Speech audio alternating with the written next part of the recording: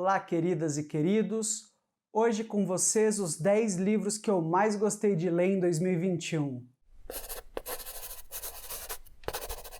Bem-vindos ao Leiturismos, meu nome é Daniel Orsini e hoje a gente vai conversar sobre minhas 10 leituras preferidas de 2021. Mas veja, eu não vou falar sobre os 10 livros melhores que eu li em 2021, mesmo porque eu acho difícil analisar os 10 livros melhores. Eu vou falar sobre os 10 livros que eu mais gostei de ler mesmo. E aí tem vários fatores que podem entrar nessa avaliação. Por exemplo, um autor que fazia tempo que eu não entrava em contato e agora eu li com novos olhos e aquilo me tocou bastante. Por exemplo, vai ter um livro do Jorge Amado nessa lista, porque fazia muito tempo que eu não lia Jorge Amado. Eu acho que eu tinha lido uma novela só, tinha lido há um tempinho atrás A Morte e a Morte de Quincas Berro d'Água, e esse ano eu li um romance dele, e isso teve um efeito bem forte em mim, assim. Então foi um livro que entrou nessa lista, assim, sem dúvida, porque foi uma leitura predileta minha. Então, eu acho que é isso, entra muito leituras que foram muito tocantes para mim, foram minhas leituras prediletas, foram leituras de que eu gostei muito por diversos motivos, mais do que os livros que eu achei melhores no ano. Eu vou contando os 10 livros sem ser em ordem, exceto pelo primeiro. O primeiro vai ser o livro que eu mais gostei de ler. O primeiro livro que eu vou falar, eu li na versão digital, então eu vou mostrar a imagem dele aqui no vídeo, e é Fogo Morto, do José Lins do Rego. E se eu fosse dar um prêmio para esse livro, além de estar aqui entre os 10 que eu mais gostei, seria também de ter os melhores personagens. Esse livro, ele tem personagens absurdamente bons. Depois de você terminar de ler Fogo Morto, os personagens continuam andando com você por alguns dias, assim. São personagens todos complexos e moralmente falhos, e todos eles têm bastante ressentimento, e é impossível não se conectar a eles. É um livro muito, muito forte mesmo. Ele é muito estruturado ao redor de 3 personagens: o Coronel Lula, um senhor de engenho, é um engenho em decadência; o Capitão Vitorino, que ele é aparentado de ricos, mas ele mesmo não é rico; e o Mestre Zé Amaro, um celeiro, que faz celas e outros artigos de couro. E eu raras vezes vi personagens serem tão bem desenvolvidos em um livro, sério mesmo, é um negócio de louco, assim. Até hoje eu consigo voltar no tempo, assim, se eu me concentrar e rapidamente me relacionar com os personagens de tão bem desenvolvidos que eles são no livro pelo Lins do Rego. Então essa foi uma das minhas leituras prediletas desse ano. Indo para o próximo livro, Sempre Vivemos no Castelo, da Shirley Jackson. Se o Fogo Morto seria o livro com os personagens mais desenvolvidos, o Sempre Vivemos no Castelo levaria um prêmio para livro mais esquisito. E olha, esse é um prêmio que mora no fundo do meu coração, porque eu adoro livro esquisito. É um livro bem estranho, os personagens são estranhos, você vai lendo ele, você sempre está inquieto, assim, parece que está pisando em vidro, você não entende direito o que está acontecendo no começo e vai pouco a pouco entendendo. A Shirley Jackson não te dá nada de mão beijada, sabe? As coisas não são dadas para você de maneira simples, você que tem que entender por conta própria. Eu gosto disso, eu adoro. Nossa, achei muito bom. Eu acho que a Shirley Jackson escreve muito bem. É o segundo livro que eu leio dela. Eu li também A Mansão da Casa da Colina, não lembro agora se o nome é exatamente esse, mas eu fico surpreso que ela não tenha um lugar mais de destaque assim no cânone da literatura americana, porque pelo que eu li dela, eu colocaria ela no mesmo nível do Fitzgerald, do Hemingway, do Faulkner. Eu quero ler mais dela. Falam que o conto dela, Loteria, é muito bom. Eu não li, quero ver se eu leio esse ano. Porque esses dois livros eu coloco na mesma altura, assim, de O Grande Gatsby, ou Por Quem os Sinos Dobram. Eu não sei se é uma questão de gênero, talvez, que ela tenha sido subcategorizada, escrevendo algo meio puxado pro horror, e no cânone existe uma certa ojeriza, assim, pelo horror, pela categoria do horror, né? Pode ser uma questão de gênero também, de ela ser mulher, mas eu acredito que aqui a questão de ela escrever algo que puxa pro horror pesa mais. Mas não sei, tô tirando assim da minha cabeça. Mas eu acho que ela escreve absurdamente bem, no nível desses que eu falei. Fitzgerald, Hemingway, fale americano aí que você quiser. Faulkner, esse nome que tava faltando. Me lembra bastante o Faulkner. É uma coisa meio sul dos Estados Unidos, famílias tradicionais carregando traumas intergeracionais, sabe? Aquela coisa de traumas que não se resolvem em uma geração e são jogados para a geração seguinte. Esse tema sempre me parece existir nos livros do Faulkner e eu senti um pouco aqui na Shirley Jackson também.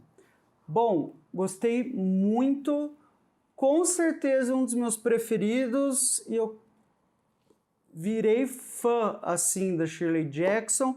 Eu vi que tem um livro sobre eu vi que tem um filme sobre ela e eu quero ver com a atriz lá do Mad Men, a Kate. Eu não lembro o nome dela agora, eu gosto daquela atriz. Eu quero ver se eu assisto esse fim de semana. O próximo livro é Frankenstein. Eu li no formato digital, então vou mostrar a capa da edição que eu li aqui, é a da Penguin. Foi uma releitura, mas assim, minha primeira leitura, eu tinha 13 anos, não sei se conta. E uau, que livro, né? Eu li esses dias atrás um negócio de que consideram, sei lá, Júlio Verne o pai da ficção científica, sendo que Mary Shelley escreveu bem antes dele. Tem que ver isso aí, porque, Frankenstein é ficção científica de cabo a rabo. Frankenstein, inclusive, estava extremamente antenado com os desenvolvimentos científicos mais avançados de sua época. Eletromagnetismo, umas coisas que você vê hoje parece meio, é uma corrente elétrica correndo para lá e para cá. Mas no começo do século XIX, isso era assim, tecnologia de ponta sendo descoberta enquanto a Mary Shelley estava escrevendo, sabe? Era como se você estivesse escrevendo hoje um livro sobre sei lá, eu vi um paper esses dias atrás de um micro-organismo que eles emaranharam e fizeram ele estar em estados superpostos e... é um negócio de louco, não cabe aqui, eu acho, entrar em detalhes. Mas era isso, é como se ela escrevesse sobre um micro-organismo emaranhado quanticamente, sabe? O Frankenstein, ele envolve tecnologia de ponta para a época em que ele foi escrito, então, sem dúvida, é uma ficção científica de ponta. E, além disso, ele é um livro inesgotável, descobri. Por isso que ele está aqui entre os 10 que eu mais gostei. Ele é um livro que você termina e você pode fazer muitas leituras. Ele é um livro que, assim, não termina. Eu fiz um vídeo aqui no canal sobre como que você consegue fazer uma leitura dele em que ele retrata as ansiedades que a sociedade pode ter com a ciência, porque a ciência tem em si algo de muito imprevisível. A partir de uma descoberta, é muito difícil prever as consequências que essa descoberta guarda, e isso pode gerar ansiedade na população. É muito fácil. E a ansiedade é isso, a ansiedade pode gerar fake news, pode gerar um monte de coisa ruim, como a gente viu agora na crise do coronavírus, com gente falando que cientistas malucos criaram coronavírus no laboratório e tudo mais. Então, assim, eu acho que Frankenstein é um livro que ainda que já é mais reconhecido hoje, talvez, do que tenha sido. Eu acho que ele tem galgado passos assim de reconhecimento ao longo das décadas, mas eu acho que ele vai alcançar um maior holofote, não essa palavra. Eu acho que ele vai alcançar um lugar de maior destaque dentro da literatura, dentro do pensamento humano simbólico do que ele alcançou até hoje. E foi uma das minhas leituras preferidas desse ano. Indo para o próximo livro, O Extremo Oriente Europeu, O Nariz, do Gogol. Caramba, que leitura gostosa, hein? Que livrinho que você senta, lê, se diverte e fica agoniado pensando no absurdo, no ridículo e na agonia. Eu gosto desses livros que te deixam desconfortável, sabe? Porque é um sentimento de desconforto engraçado. Eu gostei muito desse livro porque ele carrega uns paradoxos emocionais dentro dele e paradoxos simbólicos também, além de uma história hilária, obviamente. Eu não gosto de coisa quando é só cabeção, sabe? Quando só te faz ficar pensando, mas não tem uma história boa, assim. Eu gosto quando tá tudo misturado. A história do nariz é o cara que acorda sem nariz e sai procurar o nariz dele. Mas se fosse só isso, não seria muito. O bom é que ele encontra o nariz dele, ele conversa com o nariz dele, ele fica muito agoniado com isso, porque ele não consegue convencer o nariz dele a voltar para a cara dele. E é hilário. Você fica vendo, e o sujeito é patético, sabe? O sujeito tá preocupado que vai perder o emprego, e você dá risada dele não conseguindo se explicar, e dele, mas veja, não faz, você está, ele não consegue se explicar pelo nariz, você vai dando risada daquilo, mas daí você pensa, coitado, né, que ele não fez nada, e você pensa no senso de deslocamento dele, e que você provavelmente na sua vida já esteve numa situação muito próxima. Nossa, muitas vezes. E você, não sei, o movimento que aconteceu comigo é que eu vi que eu tava quase que rindo de mim mesmo. Poxa, o livro fez... Isso que o livro fez, o nariz fez eu rir de mim mesmo. Me causou um grande desconforto. Nossa, eu gostei demais. Assim, o Gogol conseguiu capturar, eu acho, uma boa parte do desconforto da vida urbana moderna nesse livro, usando uma premissa absurda, que é um homem acordar sem nariz. Se isso não é um bom livro, eu não sei o que é, e foi uma das minhas leituras prediletas. Ainda no cômico, no ridículo, no absurdo, Pantagruel e Gargantua, do Rabelais. Poxa, esse eu esperei, hein? Esse, depois que eu vi que ia ser publicado pela 34, eu fiquei ansioso. Esse eu esperei igual quando eu via que o filme do Harry Potter ia sair quando eu era moleque e ficava contando os dias para ir no cinema, etc. É a mesma ansiedade feliz, assim. A mesma alegria. E com o mesmo sentimento quando eu desfrutei do livro. Às vezes eu sinto que a produção literária pende muito mais pro drama do que pro humor. E esse é exatamente o tipo de humor que eu gosto de encontrar até hoje. Que é aquele humor caótico, maluco, tragicômico, com misturas de registros, que vai do intelectual até o mais baixo, sabe? O Pantagruel e o Gargantua é isso, esses dois gigantes andando pela Europa, fazendo besteira, enchendo a cara, arrumando guerra, mas ao mesmo tempo sendo pessoas cultas, pregando humanismo, entrando em contradição com eles mesmos, fazendo listas de altos comportamentos almejáveis apenas para depois não cumprirem essas listas, misturando os maiores conhecimentos com as maiores obscenidades. Como eu disse, até hoje é o humor que eu gosto e que você encontra, por exemplo, em James Joyce, sei lá, o Steven Dédalus fica pensando em Aristóteles na praia, no Ulisses, e aí ele arranca uma caca do nariz e prende numa pedra.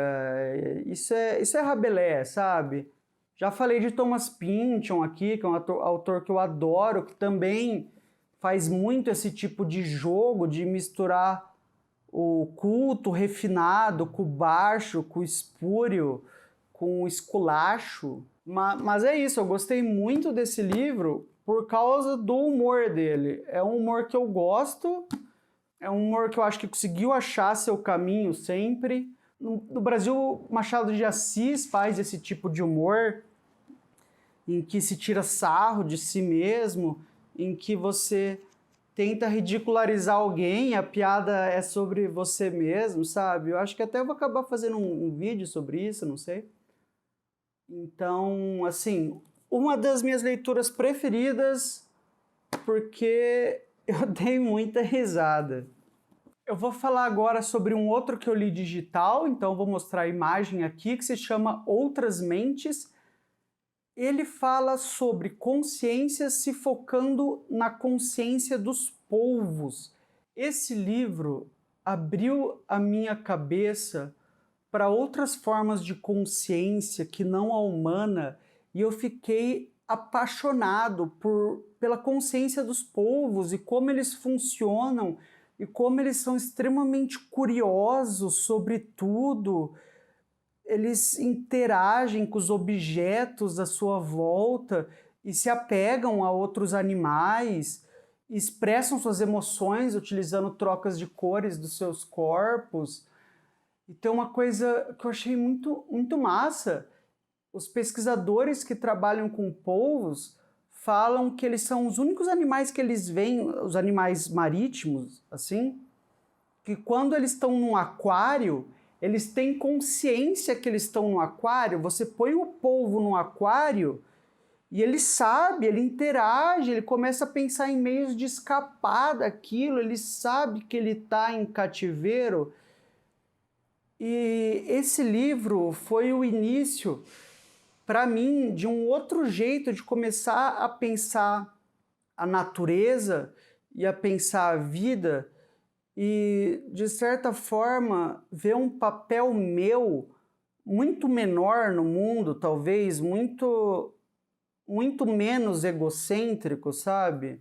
O mundo é muito mais maravilhoso e a consciência pode se expressar de maneiras muito maiores que o ser humano. E o resultado óbvio é que eu só posso, como consequência, ser menos egocêntrico, talvez, do que eu era. E esse livro foi o começo, assim, de um certo movimento do meu pensamento. Um dos melhores livros de não ficção que eu li, recomendo para qualquer pessoa, foi algo que não só mudou minha visão sobre a natureza, como representou um início para mim, o início de uma mudança em como eu vejo o mundo. Uma mudança que ainda está operando no meu modo de ver as coisas.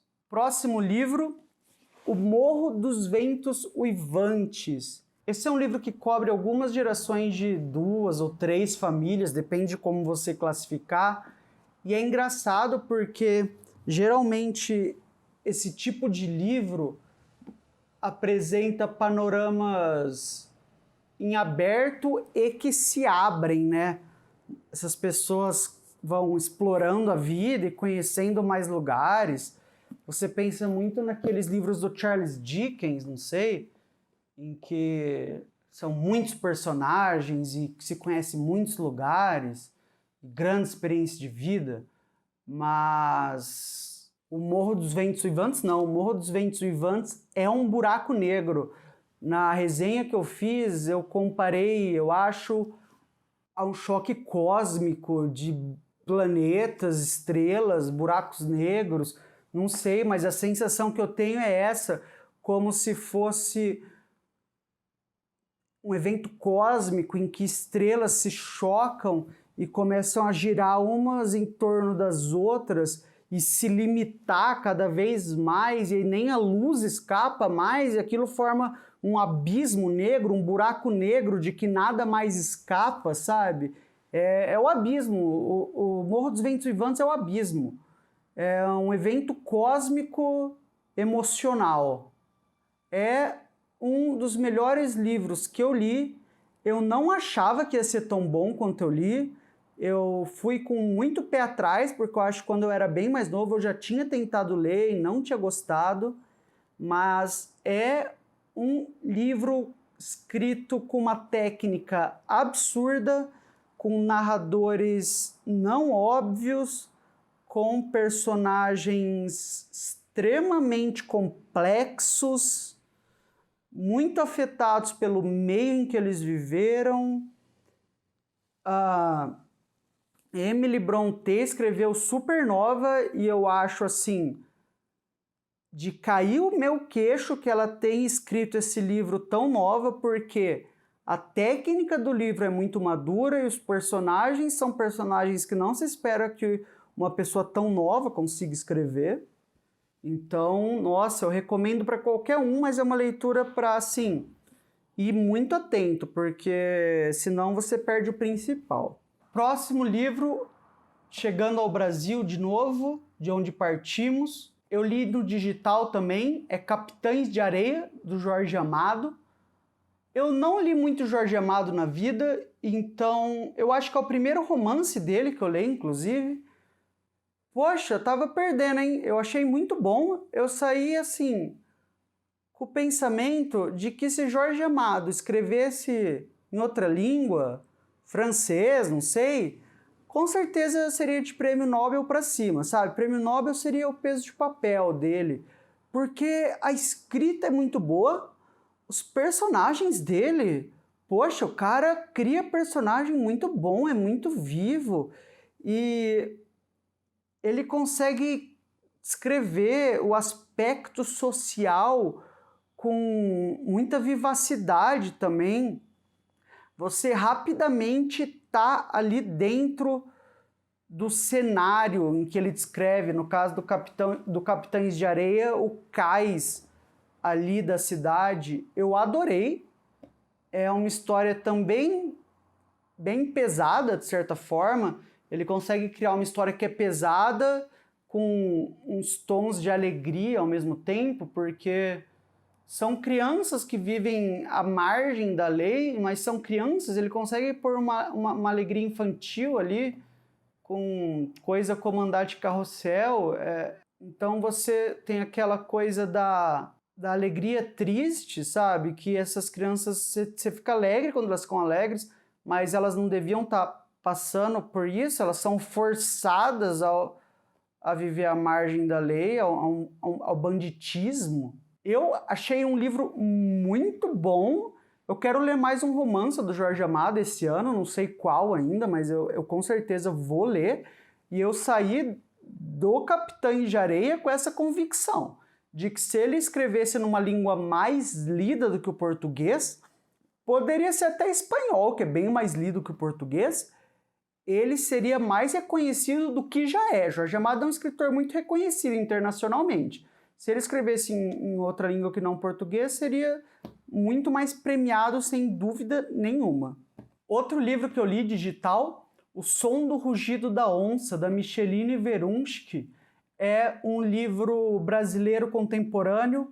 Que livro encantador, é um livro mágico. E triste também, como não poderia deixar de ser com esse tema. Conta a história de duas crianças indígenas no século XVII, raptadas por um cientista e um aventureiro reais. Essa é baseada em uma história real. O Spix e o Martius, eles raptam essas duas crianças e levam elas para a Europa. E o livro dá uma virada assim para o realismo mágico, tem uma conexão com o presente também. É um livro mágico. Eu indico ele para todo mundo que quer ler literatura brasileira contemporânea e não sabe muito para onde ir. eu falo, poxa, ler O Som do Rugido da Onça não tem como não gostar. É muito bom, meu. Poxa, eu fiquei assim, apaixonado, encantado por esse livro. E de verdade, eu saio recomendando ele para todo mundo. Foi uma das minhas leituras preferidas esse ano, sem dúvida nenhuma. E agora vamos para a minha leitura preferida desse ano. O livro que eu mais gostei de ler, O Grande Sertão Veredas. É assim, é assim, é assim. Poxa, por que que esse foi o livro que eu mais gostei de ler? É uma história linda, cativante, não tem como não ficar com o coração na mão enquanto não lê, não tem como não se sentir aos pés do Riobaldo enquanto ele conta pra gente a história da vida dele. É um livro inesgotável, o sertão é um mundo, como o Riobaldo fala. Você acaba de ler, mas você sente que tem muito mais ali para ler, sabe? Eu acho até uma pena que ele seja um livro que tem essa pose tão intimidadora. Tem uma linguagem difícil, é complicado, não sei o quê. É e não é. A linguagem é igual. Eu não sei se vocês já conversaram com gente do sítio, mas eu já conversei bastante. Essas pessoas vão contando os causos e você senta e vai escutando, e é um negócio cativante, gostoso de escutar, e você não entende tudo às vezes, sabe? Às vezes há alguma confusão ali, mas a história é tão boa que você não se sente com coragem para interromper e falar: ah, não entendi tal coisa, dá para repetir? Não pelo menos na primeira vez que você escuta. Talvez se você voltar lá outro dia, você pode falar: lembra que você me contou aquilo? Eu não entendi muito bem tal parte. Mas na primeira vez você não se sente com coragem de interromper. A minha leitura foi um pouco assim, sabe? Eu fui lendo bem devagar, mas também sem ficar parando, porque é isso, é alguém te contando uma história interessante e às vezes você não entende uma coisa ou outra, mas você vai em frente. Uma coisa que me ajudou muito a ler também foi que eu li devagar e numa leitura coletiva, organizada pela Luciana, do Instagram Ler Juntos, é @lerjuntos o Instagram dela. E, poxa, podem entrar lá depois, ela sempre organiza umas leituras coletivas legais. Eu queria participar mais, mas esse ano eu comecei a mexer no canal aqui, pode não parecer, mas dá bastante trabalho, assim. É pouco, mas é honesto. Agora, se a coisa ficar mais fácil aqui, eu quero voltar a participar. E aí a gente leu bem devagarzinho, sabe? Eram tipo 50 páginas a cada 2 semanas, e aí a gente conversava depois, e isso ajudou bastante, assim. Mas, nossa, é um livro que é inesgotável e é muito gostoso de ler. É o verdadeiro drama humano, o drama da existência, o drama de se ver vivo e ter que lidar com isso de uma maneira ou de outra, contado por alguém que está tentando lidar com esse fato e está tentando lidar com honestidade e também está tentando te contar sobre isso tão honestamente quanto possível. Recomendo muito, eu quero fazer um vídeo sobre ele ainda, eu estou pensando já, esquematizando, mas é isso, melhor leitura do ano, Grande Sertão Veredas. Bom, esses foram os 10 livros que eu mais gostei de ler esse ano. Obrigado por assistirem o vídeo, espero que tenham gostado. Me contem aí se vocês já leram algum desses livros ou se pretendem ler esse ano alguns desses livros, ou também se quiserem contar aí quais foram os livros que vocês mais gostaram de ler, e aí eu posso comentar alguma coisa a respeito também. E eu quero agradecer também a quem viu os vídeos do canal nesse fim de ano que eu comecei a fazer e espero que continuem assistindo agora em 2022. Eu tô com algumas ideias de tipos de conteúdo que eu vou fazer. Se vocês têm ideias de coisas que vocês gostariam de ver aqui, eu sou super aberto assim a modelos de conteúdo, a tentar fazer coisas diferentes aqui. Eu tô tentando formular conteúdos diferentes. Sempre que eu faço, eu fico de olho assim na recepção para ver se funciona ou não. Eu desejo aí um feliz 2022 a todos. Espero que o ano seja alegre para vocês. A gente se vê ano que vem. Até mais. Tchau, tchau.